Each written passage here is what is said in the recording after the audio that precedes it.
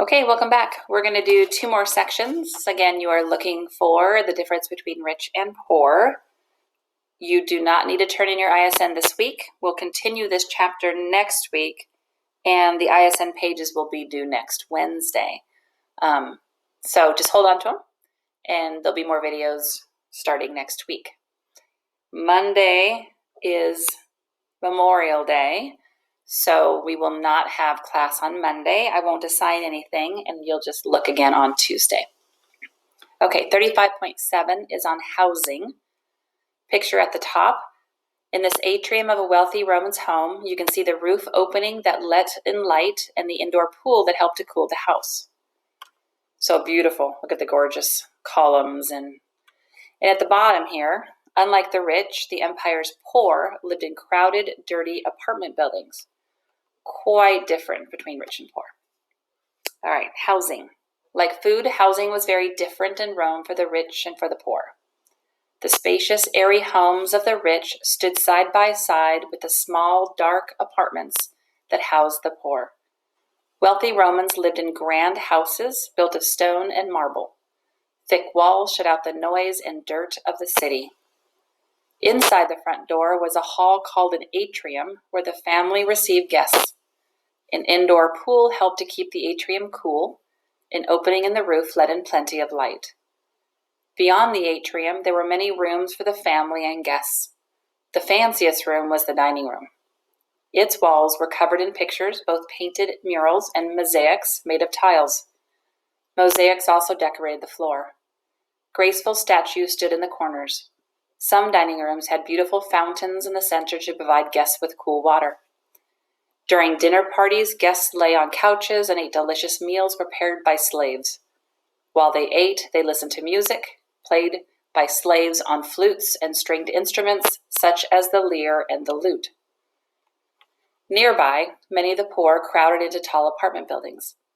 Others lived in small apartments above the shops where they worked. Without proper kitchens, the poor cooked their meals on small portable grills which filled the rooms with smoke. The apartments were cramped, noisy, and dirty. Filthy and disease-carrying rats caused sickness to spread rapidly. Fire was another danger.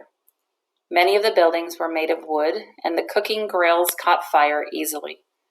In 64 CE, a disastrous fire broke out that burned down much of the city.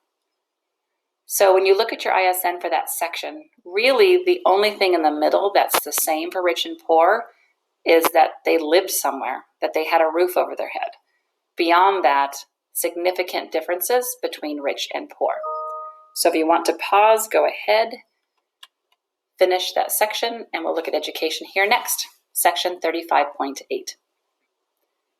If you had grown up in ancient Rome, your education would have depended on the type of family you were born into. Many poor children in Rome were sent to work instead of to school. They learned trades such as leatherworking and metalworking to help earn money for their families. In wealthier families, boys and girls were tutored by their fathers, or often by slaves, until they were about 6 years old. Then boys went off to school. Classes were held in public buildings and private homes. Many of the tutors were educated Greek slaves. A typical school day in Rome began very early in the morning. Students walked through crowded streets carrying their supplies in a leather shoulder bag. On the way, they stopped at local breakfast bars. There they bought beans, nuts, and freshly baked bread to munch on while they walked to class. Once at school, students sat on small stools around the tutor. They used a pointed pen called a stylus to copy down lessons on small wax-covered wooden boards. When the lesson was over, they rubbed out the writing with the flat end of the stylus so they could use the board again. The school day lasted until 2 or 3 o'clock in the afternoon. Roman boys learned Latin, Greek, math, science, literature, music, and public speaking. They typically became soldiers, doctors, politicians, or lawyers. Girls might become dentists, real estate agents, or tutors.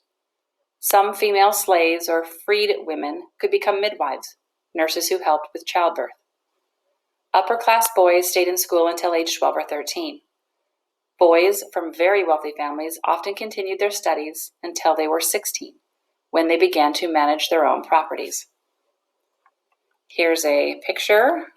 Wealthier Roman families hired tutors to teach their children.